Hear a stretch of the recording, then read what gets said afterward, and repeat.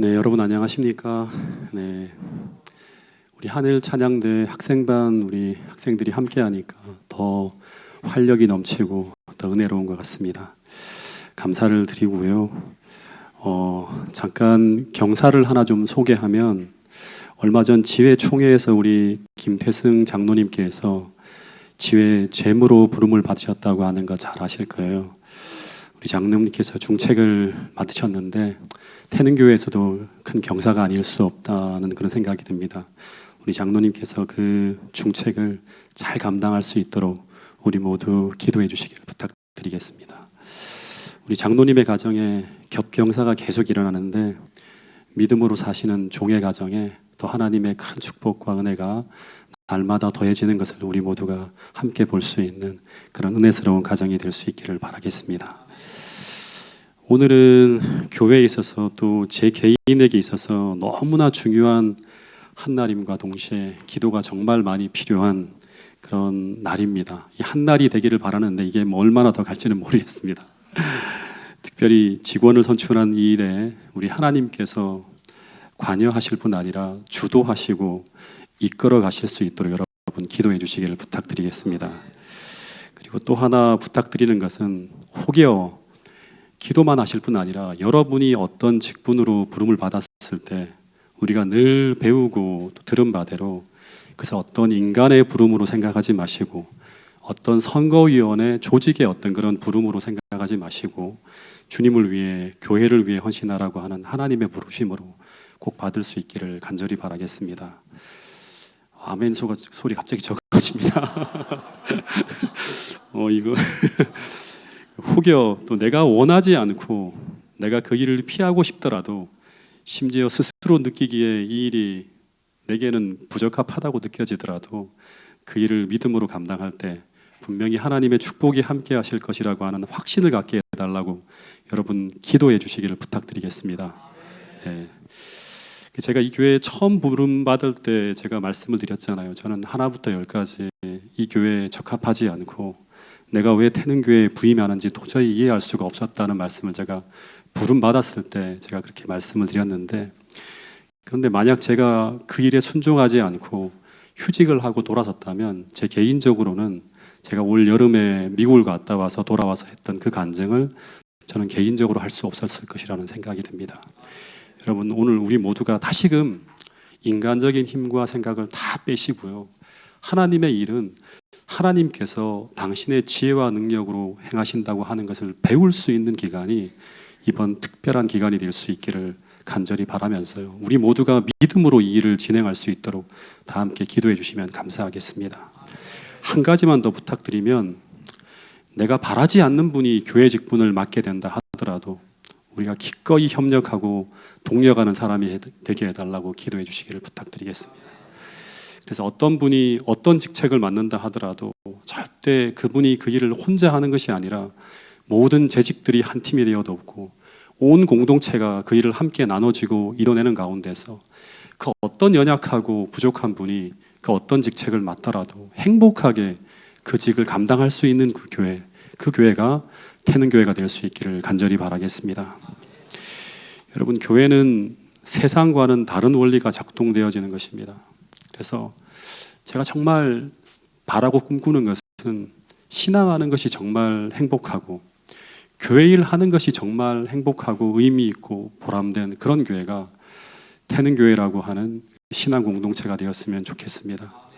근데 그런 이상적이고 좋은 교회를 만들어감에 있어서 가장 중요한 요소 중에 한 가지를 오늘 여러분들과 함께 좀 나눠보려고 합니다.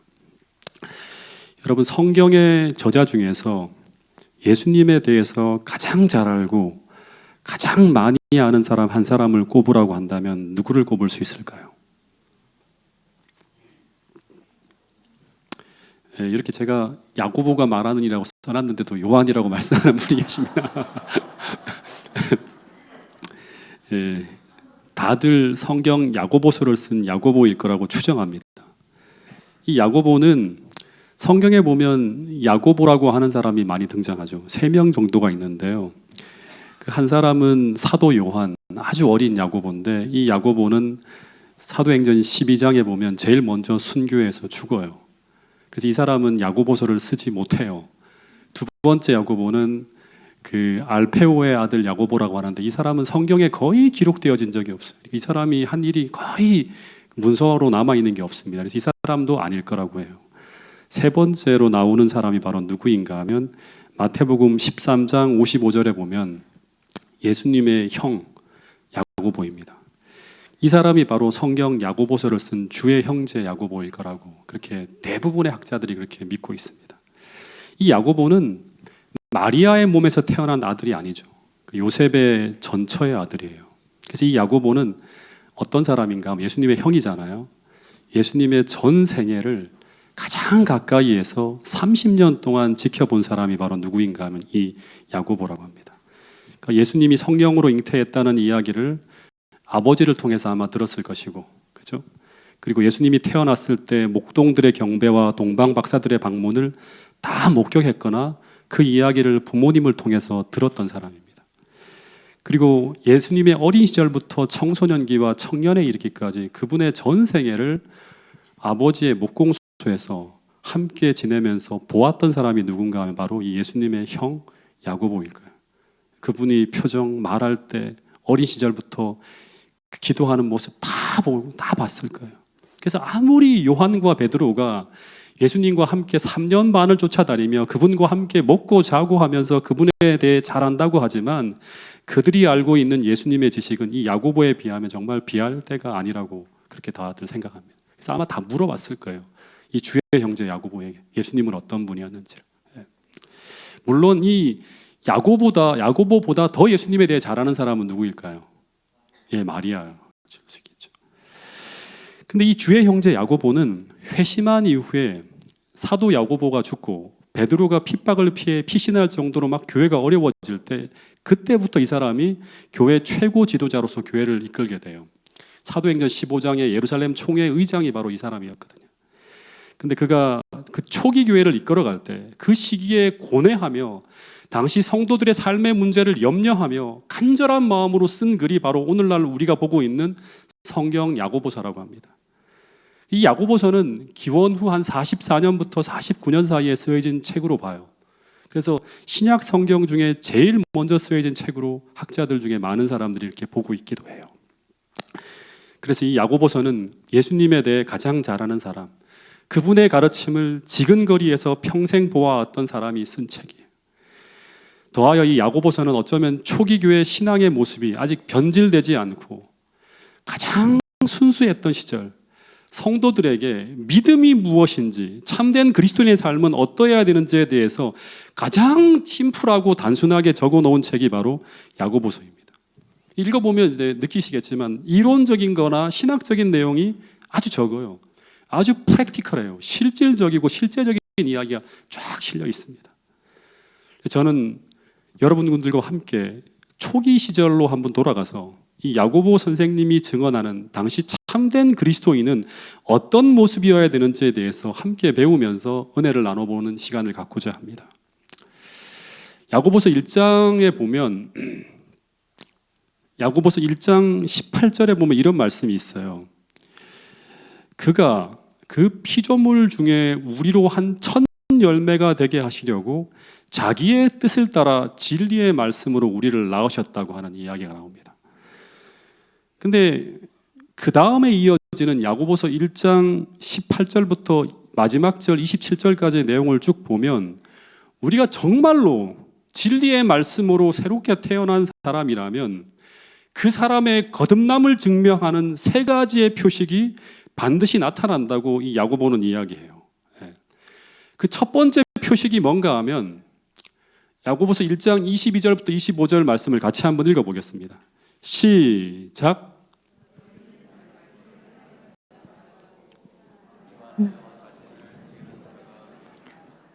누구든지 말씀을 듣고 행하지 아니하면 그는 거울로 자기의 생긴 얼굴을 보는 사람과 같아서 자유롭게 하는 온전한 율법을 들여다보고 있는 자는 듣고 잊어버리는 자가 아니요 실천하는 자니 이 사람은 그 행하는 일에 복을 받으리라. 여기 보면 세 번에 걸쳐 강조되어지고 있는 말씀이 있어요. 그러니까 굉장히 프랙티컬하게 쓰는 거예요. 야고보는. 당신이 진리의 말씀으로 거듭 태어난 자라면, 거듭 태어나지 않았다면 이 말씀은 의미가 없어요. 예. 우리가 진짜로 진리의 말씀으로 거듭 태어난 사람이라면, 그러면 오늘 내가 참된 그리스도인이라고 하는 첫 번째 표식이 있을 거라고 하는 거예요. 그게 바로 뭔가 하면 말씀을 듣기만 하는 사람이 아니라 어떤 사람이다? 실천하고 순종하는 사람이 될 것이라고 하는 거예요. 이걸 통해서 나의 거듭남을 한번 확인해 보라고 하는 거예요. 이 말씀은 어떤 말씀인가 하면요, 우리가 하나님의 말씀을 읽거나 들을 때 순종하려고 하는 의지가 있는 사람이 바로 진리로 거듭난 사람의 모습이라고 하는 거예요. 그래서 거듭나지 않은 사람과 거듭난 사람의 가장 큰 차이는 그 안에 예수님의 사랑의 마음, 사랑하는 마음이 있는가 없는가 하는 것이고요. 그 마음이 있다면 그 결과는 하나님의 말씀대로 살려고 하는 의지가 있을 것이라고 하는 거예요. 여러분, 이것이 초창기 예수님 곁에서 30년을 살아간 예수의 형제 야고보가 말하는 성경적 믿음이라고 해요. 여러분, 주의 형제 야고보는 성경적 믿음이라고 하는 것은 반드시 행함과 함께 가는 것이라고 계속 이야기해요. 계속 이야기해요. 이 이야기가 2장 전체, 야고보서 2장 전체를 가득 채우고 있는 이야기가 바로 이 내용이에요. 이걸 그렇게 강조하는 거예요. 그래서 그는 믿음에 대해 어떤 이야기까지 하고 있는가 하면, 행함이 나타나지 않는 믿음은 무슨 믿음이다? 죽은 믿음이라고까지 얘기하는 것입니다. 여러분, 또 하나, 두 번째, 이게 이제 오늘 여러분들과 1시간 동안 내내 함께 나누려고 하는 그 말씀인데요. 야고보서 1장 26절을 같이 한번 읽어보겠습니다. 두 번째 표식입니다. 시작.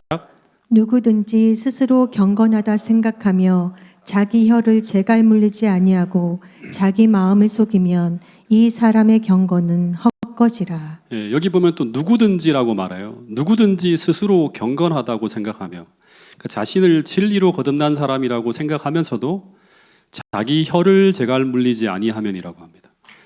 자기 혀를 재갈 물린다고 하는 것은 이건 뭘 말하는가 하면, 어떤 신적 능력에 의해서 그 입이 통제되어지고 있다고 하는 거예요. 여러분, 그리스도인이란 어떤 사람인가 하면 한마디로 말하면 그 마음과 행위가 신적 능력에 의해서 지배되고 통제되고 있는 사람이 바로 누구인가 하면 그리스도인이에요. 그래서 참 그리스도인은 자기 마음대로 살지 않아요. 그는 순간순간마다 하나님의 말씀과 하나님의 사랑이 그를 지배하고 통제하며 그 사람을 이끌고 있는 사람이에요. 근데 그 중에서도 그리스도인은 그 입술이 하나님의 능력에 의해서 지배되고 통제되어지고 있는 사람이 바로 참 그리스도인이라고 얘기하는 거예요. 이 표식이 오늘 우리한테 있어야지만 우리는 진짜 진리로 거듭난 사람이라고 말할 수 있다고 하는 것입니다. 그런데 이것이 잘 안 되고 있다고 하면 이 사람의 경건은 어떤 경건이다? 헛것이라고 합니다.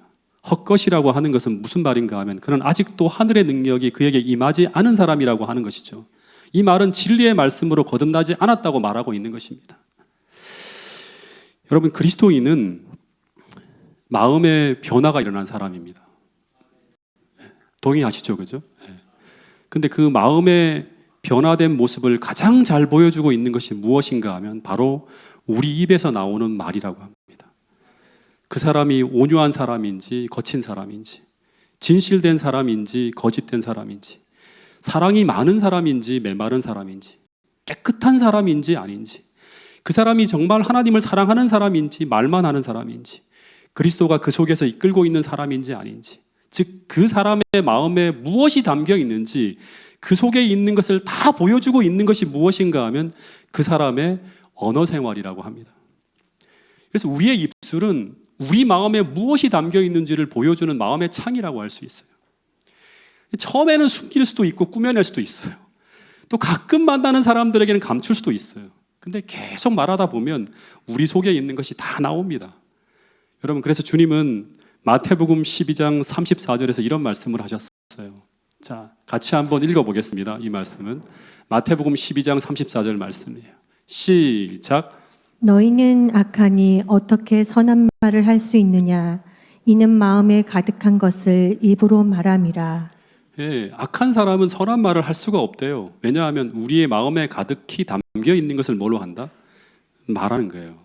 처음에는 감출 수 있지만 결국에는 다 드러난다고 하는 거예요.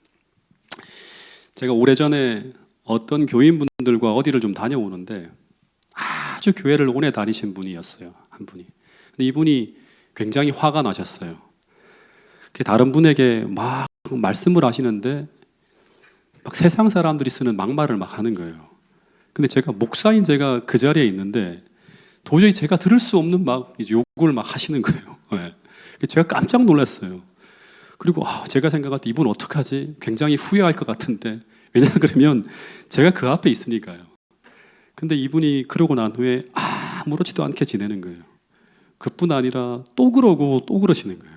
그러니까 계속 실수를 반복하시는데 나중에 가서는 이분이 이제 이런 일이 이제 그분의 일상처럼 모든 사람들에게 하나의 이제 트레이드 마크처럼 딱 되어버리는 거예요. 근데 얼마 동안은 잘 안 보이게 숨기다가 이제 모든 환경이 익숙해지니까 그 속에 있는 것들이 다 나타나는 거예요. 근데 놀라운 것은 이분은 정말 오랫동안 교회를 다닌 분이고 또 교회에서 중요한 직분을 맡고 있는 분이셨다고 하는 거예요. 근데 여러분, 야고보서 1장에서 주님은 말씀하시기를 우리가 아무리 오랫동안 교회를 다녔다 하더라도 그가 아무리 교회에서 많은 봉사를 하고 있다 하더라도 그 입이 성령에 의해서 재갈 물리지 아니한 상태로 살아가고 있다면 그 사람은 자신에 대해서 그 어떤 고백을 한다 하더라도 그분은 스스로 진리의 말씀으로 거듭나지 못하고 있다고 하는 것을 무엇이 증명한다? 그 입이 증명하고 있다고 하는 것입니다.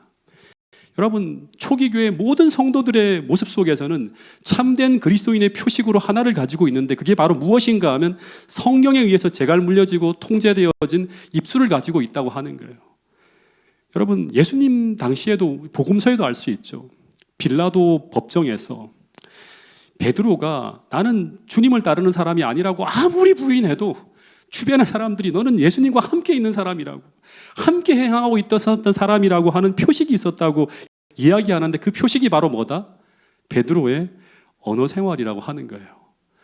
마태복음 26장 73절에 보면 아무리 베드로가 예수를 부인하려 하더라도 사람들은 그것을 믿을 수가 없었어요. 그 이유는 뭐다? 너가 말하는 그 말소리가 너가 예수님과 함께 행하는 사람이라고 하는 것을 증거하고 있기 때문이라고 말하고 있는 것입니다.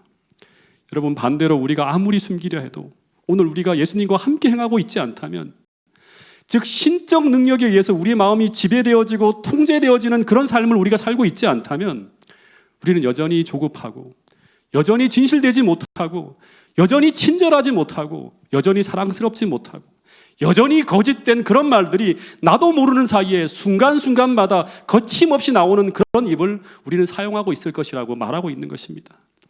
여러분, 그래서 우리의 언어 생활은 우리가 어디에 속해 있는 사람인지를 증명하게 된다고 하는 사실을 우리 모두가 꼭 믿을 수 있게 되기를 간절히 바라겠습니다. 예수님은 마태복음 12장 36절에 보면 심지어 이런 말씀까지 하셨어요. 같이 한번 읽어보겠습니다. 시작. 내가 너희에게 이르노니 사람이 무슨 무익한 말을 하든지 심판날에 이에 대하여 신문을 받으리니. 예수님이 마지막 심판날에 우리를 심판하는데 어떻게 심판하시는가 하면 우리가 사용하는 그 언어들을 다 펼쳐놓고 우리가 어떤 사람인지를 온 우주 앞에 공개하고 심판하신다고 하는 거예요. 여러분, 그래서 우리는 이 말씀에 좀 주의를 기울여야 돼요. 베드로전서 3장 10절에 보면 우리가 정말 생명을 사랑하고 영원한 생명을 사랑하고 좋은 날 보기를 원하는 자는 그 심판의 때 주님 앞에 서기를 원한다면 혀를 금하여 악한 말을 그치며 그 입술로 거짓을 말하지 않은 그런 사람이 되어야 한다고 하는 것입니다. 여러분, 혀를 금한다고 하는 것은 혀는 내가 스스로 노력해서 금하는 것이 아니라 또다시 말하지만 성령에 의해서 내 입술이 통제되어지고 있는 상태에 있는 사람을 말하는 거예요. 여러분, 제가 이렇게 이제 언어 생활에 대한 부분들을 이 야고보서를 1장하고 이제 3장을 읽다가 잠언서를 한번 비교해서 읽게 되었어요. 잠언서는 삶의 지혜를 다루고 있는 그런 내용인데 가장 많이 언급되어지는 부분이 뭔가 하면 언어 생활에 대한 부분이에요. 제가 그렇게 봐서 그런지 몰라도 이 잠언서에서 지혜를 언급할 때마다 수도 없이 연관되어 등장하는 게 뭔가 하면 언어 생활이에요. 근데 왜 이토록 하나님은 우리의 언어 생활에 대해서 많은 관심을 가지고 계실까? 그 이유는 우리 말이 지니고 있는 엄청난 힘, 영향력 때문이라고 하는 거예요. 이 탈무드에 보면 이런 어떤 우화가 나온다고 합니다. 어떤 임금이 어떤 사람에게 세상에서 가장 좋은 것을 구해 가지고 오라고 하고 또 어떤 사람에게는 가장 나쁜 것을 구해 오라고 했다고 합니다. 근데 세상에서 가장 좋은 것을 가지고 온 사람의 상자에도 이것이 담겨 있고 세상에서 가장 나쁜 것을 구해 온 사람의 상자에도 이것이 담겨 있었다고 합니다. 이게 뭘까요? 아시죠? 바로 혀라고 합니다. 이 이야기는 이 혀가 어떻게 쓰여지는가에 따라서 세상에서 가장 해로운 것이 될 수도 있고 가장 유익한 것이 될 수도 있다고 하는 거예요. 국제기구에 보면 핵을 통제하는 기구가 있죠. 그 이유는 이 핵물질이 엄청난 힘을 만들어낼 수 있다고 하는 것을 알기 때문에 통제한 기구가 있는 거예요. 이 핵물질이 원자력 발전에 쓰이면 엄청난 양의 전기를 생산하는 유익한 물질로 사용될 수도 있지만 반대로 이 물질이 잘못 오용되어지면 수많은 생명을 한꺼번에 살상할 수 있는 대량 살상 무기로도 쓰일 수 있기 때문이라고 하는 거예요. 그래서 국제기구에서는 이 핵물질을 함부로 사용하지 못하게 엄격하게 통제하며 관리하려고 하는 거예요. 왜냐하면 이 핵물질이 테러 집단에게 이제 넘어가는 날에는 전 세계가 불안에 떨 수도 있기 때문이라고 하는 것입니다. 여러분, 그래서 이 힘이라고 하는 것은 그것이 엄격하게 잘 통제되어 잘 사용되어지면 그것이 큰 유익이 될 수 있지만 그러나 이것이 오용되어지거나 남용되어질 때는 그 힘의 크기만큼 크게 다칠 수도 있다고 하는 것입니다. 여러분, 그런데 이 핵물질만큼이나 위험하고 큰 영향력을 가지고 있는 것을 성경에서는 뭐라고 하는가 하면 바로 우리 혀라고 하는 거예요. 성경은 우리 혀가 그런 큰 영향력을 가지고 있다고 말하고 있습니다. 그래서 하나님은 우리의 혀를 남용하거나 오용하지 말고 엄격하게 통제되어 사용되어지기를 바라는 거예요. 여러분, 잠언서에 보면 심지어 이런 말씀까지 있어요. 자, 한번 이런 이 생각들을 하면서 한번 이 말씀을 읽어보겠습니다. 잠언 18장 21절 말씀입니다. 시작. 죽고 사는 것이 혀의 힘에 달렸나니 혀를 쓰기 좋아하는 자는 혀의 열매를 먹으리니. 이 말은 우리가 혀를 사용하고 난 후에 그 결과를 반드시 얻게 된다고 하는 말이에요. 즉, 이 말이라고 하는 것은 한번 내뱉으면요 그냥 사라지는 게 아니에요. 소멸되지 않고 그 열매를 가지고 어떻게 한다? 우리에게 돌아온다고 하는 거예요. 그래서 우리는 혀의 열매를 먹게 된다고 하는데 근데 그 열매가 무엇이 될 수도 있는가 하면 심지어 한 사람을 죽이고 살리는 열매가 되돌아올 수도 있다고 하는 거예요. 그래서 이토록 이 혀가 중요하기 때문에 야고보서 3장에서는요 그 3장 전체를 통해서 무슨 이야기를 하는가 하면 혀에 대한 이야기만 해요. 3장 전체가 다. 1장에서는 거듭난 자는 세 가지의 표식이 있다고 말한 후에 이 세 가지 표식 중에 한 가지는 아직 제가 말씀을 안 드렸는데 그건 제가 나중에 또 말씀을 드릴게요. 2장에서는 그리스도인은 하나님의 말씀을 들을 때 행하는 자라고 하는 특징이 있다고 말하면서 믿음과 행함에 대해서 줄곧 2장 내내 이야기해요. 그리고 3장에서는 두 번째 특징인 신적 능력에 의해서 통제되어진 성화된 입에 대한 이야기를 하는 거예요. 그렇지 않을 때 얼마나 무서운 일이 닥칠지에 대한 것들을 쫙 이야기합니다. 그래서 3장 2절에 보면 야고보는 이런 말을 하는데 이 말씀을 제가 참 많이 묵상을 했거든요. 자, 이 말씀 같이 한번 읽어보겠습니다. 시작. 우리가 다 실수가 많으니 만일 말에 실수가 없는 자라면 곧 온전한 사람이라 능히 온 몸도 굴레 씌우리라. 여기 본문에 보면 우리가 다 실수가 많아요. 근데 대부분의 실수는 뭐냐 그러면 말의 실수라고 합니다. 그리스도인의 실수의 대부분은 뭔가 하면 말의 실수예요. 근데 이 말의 실수가 없는 자가 되면 그 사람은 심지어 퍼펙트한 사람, 완전한 사람이라고 합니다. 근데 이 완전하다고 하는 말은 텔로스라는 단어를 사용했기 때문에 이 말은 텔로스는 성숙이라고 쓸 수 있거든요. 이 사람은 성숙한 사람이라고 말할 수 있어요. 성숙한 사람이란 말은 성화된 사람이에요. 다시 말하면 하나님의 은혜가 계속 그 사람을 이끌고 있는 사람이에요. 근데 그 다음 구절에 보면 이런 말이 나오죠. 만일 우리가 말에 실수가 없는 그런 온전한 입술을 가지고 있다면, 다시 말하면 신적 능력에 의해서 성화된 그 입술을 가지고 있다면 그 입술에 의해서 어떤 일도 벌어지는가 하면 온 몸도 그 입술에 의해서 굴레가 씌워진다고 합니다. 이 말은 어떤 말인가 하면 그 사람의 전체 인생이 그 성숙한 언어 생활로 인해서 그 혀의 힘으로 말미암아 바르고 온전하게 흘러갈 수도 있다고 하는 말이에요. 즉 이 말씀은 이 혀는 우리 인생 전체의 운명을 좌우할 만큼 중요한 것이 바로 이 혀라고 하는 작은 지체라고 말하고 있는 거예요. 이 혀가 얼마나 중요한지를 설명하고 있는 거예요. 이 같은 내용을 3장 3절부터 시작해서 5절까지 더 자세히 이렇게 풀어주고 있어요. 우리가 말들의 입에 재갈을 물리는 것은 우리에게 순종하게 하려고 그 온몸을 제어하는 것이라. 또 배를 보라.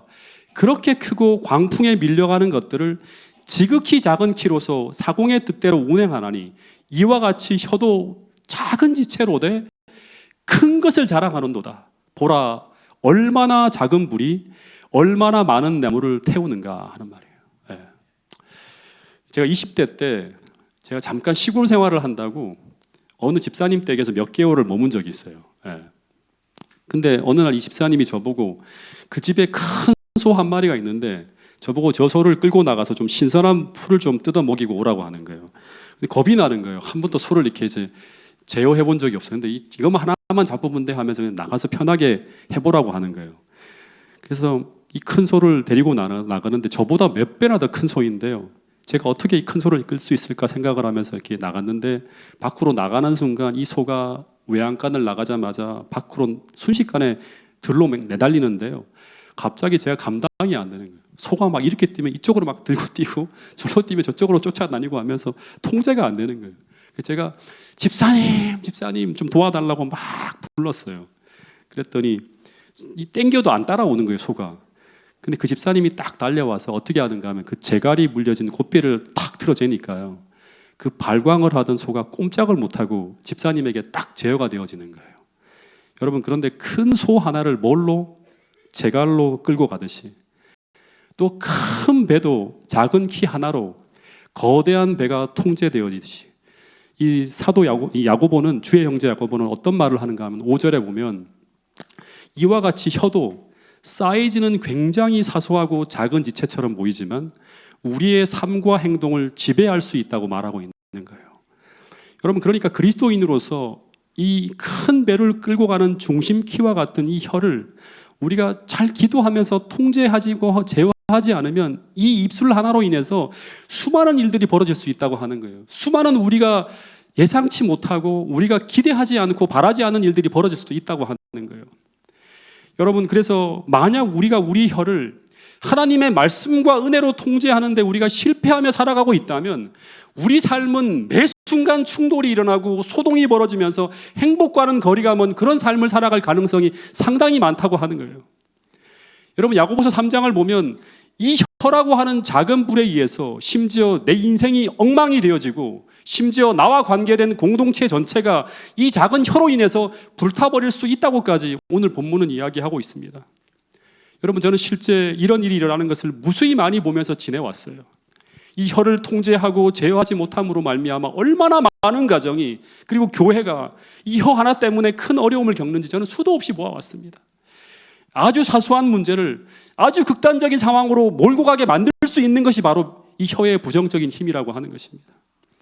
여러분, 그래서 우리가 꼭 기억하고 명심해야 되는 것은 이 혀 하나가 만들어내는 이 부정적인 파괴력을 절대 과소평가해서는 안 된다고 하는 사실입니다. 여러분, 그래서 사단은 어떻게든 우리의 혀를 장악하려고 애쓰고 있습니다.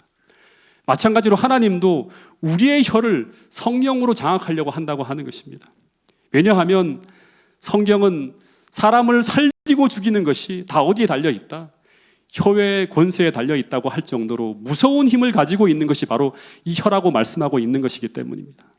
여러분, 야고보서 3장 6절부터 8절의 말씀은 이런 말을 하고 있는데 한번 생각하면서 또 한번 읽어보겠습니다. 중요한 교훈이 하나 더 담겨 있습니다. 6절부터 8절까지의 말씀입니다. 시작. 혀는 곧 불이요 불의의 세계라. 혀는 우리 지체 중에서 온몸을 더럽히고 삶의 수레바퀴를 불사르나니 그 살이는 것이 지옥불에서 나느니라. 여러 종류의 짐승과 새와 벌레와 바다의 생물은 다 사람이 길들일 수 있고 길들여 왔거니와 혀는 능히 길들일 사람이 없나니 쉬지 아니하는 악이요 죽이는 독이 가득한 것이라. 여러분, 이 이야기 속에서 우리가 두 가지를 기억해야 되는데요. 첫 번째는 혀는 불이라고 표현하고 있습니다. 이 말은 혀는 엄청난 화력을 지닌 불이라고 하는 거예요. 그래서 이 불이 통제가 안 되면 온몸을 더럽히고 삶의 수레바퀴 전부를 태워버릴 수 있을 만큼 무시무시한 힘을 가지고 있다고 합니다. 즉 우리 인생을 멈추게 할 수도 있다고 하는 거예요. 두 번째 또 하나는, 이게 정말 중요한 것인데요. 이 말씀 때문에 제가 서두에도 계속 이 표현을 쓰고 있는 거예요. 혀를 우리가 통제해야 되는데, 이 말씀을 보면, 근데 문제는 모든 짐승은 다 길들일 수 있지만 이 혀는 능히 길들일 사람이 없다고 하는 거예요. 그러니까 즉 혀를 길들일 수 있는 사람이 없다고 하는 이 말은 어떤 말씀인가 하면, 혀를 통제하는 과학은 인간의 지혜에 속한 것이 아니라고 하는 거예요. 어떤 조련사도 그 입을 통제할 수 없대요. 즉 이것은 인간 교육에 의해서 제어될 수 있는 것이 아니라고 말씀하고 있는 거예요. 그래서 이 말은 혀라고 하는 지체는 하늘의 힘에 의해서만 통제되어질 수 있는 것이라고 하는 거예요. 여러분, 실제로 우리는 수도 없이 다짐하고 또 다짐하고 입술을 통제하려고 하지만 잘 안 돼요. 왜냐하면 관성처럼 내 입에서는 내가 원하지 않는 말들이 막 나와요. 내 느낌대로, 내 생각대로. 특별히 이런 말을 우리는 무수히 많이 들었을 거예요. 어떤 말인가 하면 남의 말을 하기를 좋아하는 자의 말은 별식과 같아서 뱃속 깊은 데로 내려가느니라. 이 말이 무슨 말인가 하면, 우리 모두는 남의 말을 하는 것은 죄라고 하는 것을 우리는 알고 있어요. 근데 그럼에도 불구하고 우리는 남의 말을 하기를 좋아한다고 하는 거예요. 이 별식이라고 하는 말이 무슨 말이죠? 별식. 예. 특별식이라고 하는 거예요. 그러니까 이 남의 말을 하는 것이 얼마나 맛있는지 모를 정도로 맛있다고 하는 거예요. 그냥 일반적으로 먹는 밥이 아니라 특별히 나오는, 잔칫날에 나오는 별식과 같은 게 바로 뭔가 하면 남의 말을 하는 거예요. 어떤 사람을 도마 위에 올려놓고 난도질을 하면서 먹는 것이 맛있는 별식과 같다고 하는 것이 잠언서의 이야기예요. 그러니까 이 말은 우리가 식욕을 절제하지 못하고 맛있는 것을 보면 참지 못하며 먹는 것처럼, 우리는 이 남을 험담하는 것이 옳지 않다는 것을 알면서도 이 별식을 먹게 된다고 하는 거예요. 그런데 우리가 입에서 땡기는 대로, 이 죄된 본성이 행하는 대로 절제됨 없이, 통제됨 없이 막 말들을 취해서 내뱉어 버리면 어떤 일이 벌어지는가 하면, 또다시 말하지만 공동체가 무너지고 많은 사람들이 어려움에 처하고 심지어 하나님의 거룩한 사업이 멈춰설 수도 있다고 하는 것입니다. 여러분, 그래서 우리는 우리 공동체를 보호하기 위해서, 하나님의 사업이 비방받지 않도록 하기 위해서, 또 내가 날마다 행복한 그런 거룩한 삶을 살기 위해서 우리는 하늘의 은혜로 우리의 입이 제어되고 있는 것을 경험해야 된다고 하는 것입니다. 여러분, 잠언서 10장 19절에 보면 이런 말씀이 나와요. 10장 19절입니다. 이 잘못된 올라갔는데 같이 한번 읽어보겠습니다. 10장 19절입니다. 시작. 말이 많으면 허물을 면하기 어려우나 그 입술을 제어하는 자는 지혜가 있느니라. 여러분, 이 말씀은 우리 모두가 다 입을 다물고 살라는 말이나 말을 무조건 적게 하라고 하는 말이 아니에요. 요지는 무엇인가 하면 계속 반복적으로 드리는 말씀인데, 우리의 입술이 성령에 의해서 제어를 받아야 된다고 하는 말이에요. 벌써 들어왔나요, 지금 결과가? 네. 그럼 빨리 좀 정리를 하도록 하겠습니다. 여기 보면 그 한강물을 취수해서 우리가 수돗물로 마시는 과정을 보면, 취수장에서 이 모든 물 속에 있는 유해한 균을 다 약품 처리로 제거를 한대요. 중금속은 필터로 걸러내고, 이상한 냄새는 수수로 걸러내고, 마지막으로 우리가 마시는 수돗물은요, 정제하고 또 정제해서 모든 유해한 것을 다 거르고 걸러낸 후에 가장 맑고 깨끗한 물만을 수돗물을 통해서 우리가 마시게 된다고 하는 거예요. 그래서 그 수돗물을 마시면 아무 탈이 안 나는 거예요. 그처럼 오늘 우리도 하늘의 은혜의 정수장에서 내 언어들의 나쁘고 모든 유해한 독소들을 다 걸러낸 후에, 그 후에 우리 입을 통해서 나와야 돼요. 우리 말들이. 그래야지만 우리는 누구를 만나 대화해도 아무 탈이 나지 않고요, 나의 혀를 통해 흘러나오는 언어로 우리 가정이 행복하고 우리 교회가 건강하게 보존될 수 있다고 하는 것입니다. 여러분, 그러려면 새벽 미명에 정말 우리의 마음의 정수장인 그 기도의 장소에서 끊임없이 성령에 의해서 모든 독소들이 청소되어지는 정수의 과정을 우리도 겪어야 된다고 하는 사실입니다. 여러분, 그래서 그 입과 혀를 지키는 자가, 그 통제되어진 입술을 가지고 있는 사람이 자기 영혼을 환난 날에서 보존할 수 있다고 하는 그런 이야기가 나오는 것입니다. 여러분, 만약 오늘 우리가 우리 입술을 제어하는 이 하늘의 지혜를 배울 수만 있다면 우리는 부모 자식 간, 직장 동료 간, 부부 간, 성도 간의 대부분의 불화와 다툼과 갈등을 현저하게 줄일 수 있는 그런 신앙 공동체를 만들 수 있다고 하는 사실을 꼭 기억할 수 있게 되기를 간절히 바라겠습니다. 태능교회 대부분의 성도들이 만약에 오늘 제가 이야기하는 이 지혜를 가지고 살아갈 수만 있다면 우리는 초기 교회와 같은 그런 신앙 공동체를 만들 수가 있어요. 여러분, 혀가 통제된 교회가 바로 어떤 교회인가 하면 사도시대 초기 교회예요. 초기 교회 교인들이 마가 요한의 다락방에서 기도할 때 오순절날 성령의 모습이 무엇으로 나타나서 그들에게 임했는가 하면 하늘에서 성령이 불의 혀같이 내려서 그들을 변화시켰다고 합니다. 이 불의 혀라고 할 때 혀라고 하는 것은 뭘 말하는가 하면 언어를 말하는 거예요. 즉 성령 충만함의 결과로 변화되어진 첫 모습은 그들의 혀에 성령이 임한 것입니다. 이것은 그들의 혀에 방언의 능력이 임한 것만이 아니라 이것은 성령께서 그들의 언어를 제어하고 있음을 상징적으로 보여주는 모습이라고 하는 것입니다. 여러분, 그래서 오늘 우리 모두가 혀를 통제할 수 있는 유일한 힘이 우리 안에 거하시는 성령의 은혜만이 가능하다고 하는 사실을 꼭 기억해야 됩니다. 이 혀를 통해서 사람을 살릴 수도 있고 사람을 무너뜨릴 수도 있고 그 사람의 운명 전체를 바꿀 수 있게 만들어주는 것이 바로 뭔가 하면 우리가 말하고 있는 언어라고 하는 사실을 꼭 기억할 수 있게 되기를 간절히 바라겠습니다. 제가 오래전에 교육전도사로 설교를 시작할 때 매번 사모가 제 설교를 놓고 얼마나 신랄하게 평가를 했는지 몰라요. 진짜 엄청나게 문제가 많았는가 봐요. 지금 태능교회 주혜성 전도사님이나 이주아 전도사님은 얼마나 잘하는지 몰라요. 제가 봐도. 설교가 끝난 다음에 언제나 제게 하는 말이 뭔가 하면 지금도 말이 빠르잖아요. 그때는 지금보다 훨씬 더 빨랐는가 봐요. 말이 빠르다고 계속 이야기하고, 그리고 또 하나는 설교가 왜 그렇게 어둡냐, 그리고 또 좀 스타일을 바꿨으면 좋겠다. 얼굴 표정은 왜 맨날 그 모양이냐, 심각하냐 맨날. 서 있는 자세가 좀 어떻다거나 하는 등 가만히 듣고 있으면 이 사람이 제 설교를 듣는 것이 아니라 꼭 제 설교를 심사하고 평가하는 설교와 교수 같은 거예요. 한 번은 설교를 마치고 내려오는데 손이 눈에 거슬린다고 하는 거예요. 듣고 있다가 하도 기분이 안 좋아서 제가 뭐라고 했는가 하면 내가 내 손을 가지고 그렇게 하는데 뭐가 어떻다고 하냐고 하면서 설교할 땐 내 손도 내 마음대로 못 쓰냐고 하면서 앞으로 그러려면 당신이 설교하라고 하면서 막 화를 낸 적이 있어요. 근데 이제 정식으로 목회를 나와서 원당에 있을 때인데 어느 날 그날 설교는 진짜 준비를 많이 해서 올라갔어요. 그래서 은혜스럽게 설교를 쫙 마치고 내려오는데 많은 사람들이 눈에 눈물이 다들 고여있는 모습을 보면서 숙연하게 내려왔어요. 하나님 감사합니다.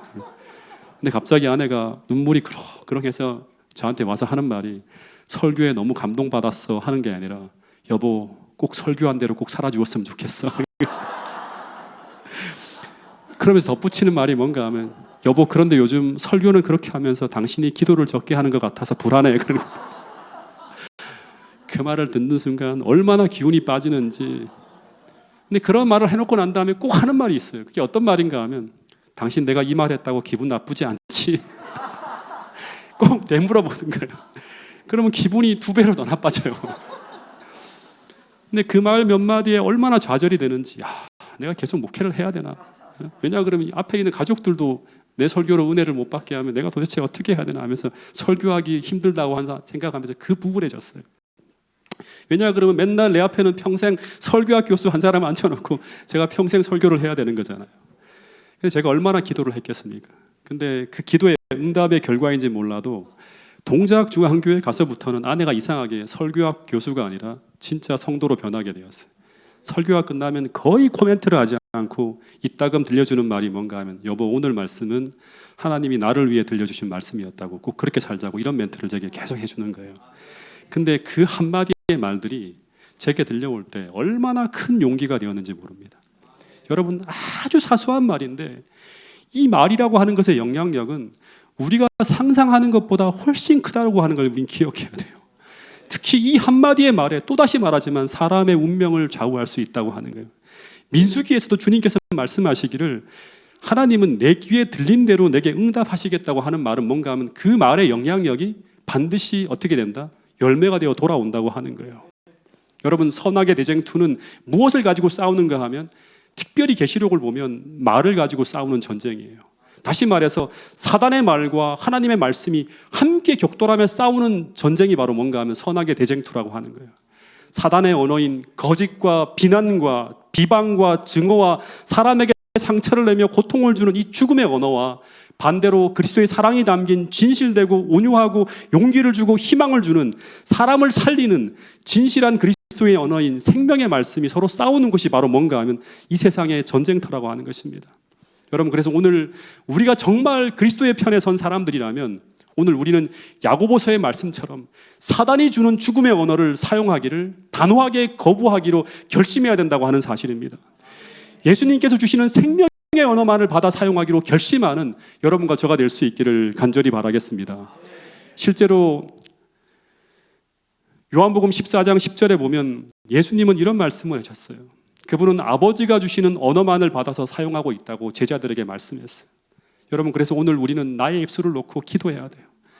예수님처럼 아버지께서 주시는 말씀만을 받아서 살아가는 그런 사람이 되게 해달라고. 여러분, 이 시간 잠시 눈을 감고 생각하는 시간을 좀 갖도록 하겠습니다. 여러분, 이 언어의 변화가 일어나지 않으면 오늘 우리는 하늘의 도구가 될 수 없습니다. 이사야서 6장을 보면 하나님께서 이사야를 부르실 때 어떤 장면이 나오는가 하면 한 천사가 제단에서 핀 숯을 들고 날아와서 이 이사야의 입을 찢습니다. 이 장면은 그 입술이 제단에 핀 숯으로 정결해졌다고 하는 걸 상징적으로 보여주는 그런 이야기예요. 그런데 이것은 마치 오순절에 불의 혀가 그리스도의 제자들의 입술을 찢은 것처럼 이사야의 입술이 성령의 불로 찢어졌을 때 이제 그 혀는 성령에 의해서 재가 물려지는 것을 상징적으로 보여주는 그런 이야기입니다. 이때 이사야는 비로소 그 입술을 가지고 하늘의 언어를 사용하는 그리스도의 기별자가 될 수 있었다고 성경은 이야기하고 있습니다. 여러분, 오늘 내 입술이 성령에 의해서 기름 발리우지 않으면 우리의 말들은 사람을 살리는 것이 아니라 사람을 다치게 할 수 있다고 하는 사실을 우리는 꼭 기억할 수 있게 되기를 간절히 바라겠습니다. 그래서 이 시간 이사야서 141장 1편 3절의 말씀처럼 여호와여, 내 입에 파수꾼을 세우시고 내 입술의 문을 지켜달라고 하는 이 기도의 고백이 태능교회 모든 공동체, 우리 모두의 고백이 될 수 있기를 간절히 바라겠습니다. 여러분, 예수님은 매일 아침마다 날마다 새롭게 성령의 침례를 받으셨다고 합니다. 이른 아침 주께서 그리스도를 깨워 그의 혼과 입술을 기름으로 안수하셔서 사람들에게 은혜를 나누어 주실 수 있는 그런 충분한 하늘의 은혜를 가지고 사셨다고 실물교훈에서는 말씀하고 있습니다. 오늘 우리 모두가 이 말씀을 마음에 품고 다시 한번 우리 모두가 성령을 통해서 우리의 입술이 통제되고 제어되어지는 그런 공동체가 태능교회 모든 성도들이 될 수 있기를 간절히 바라면서 오늘 말씀을 줄이도록 하겠습니다.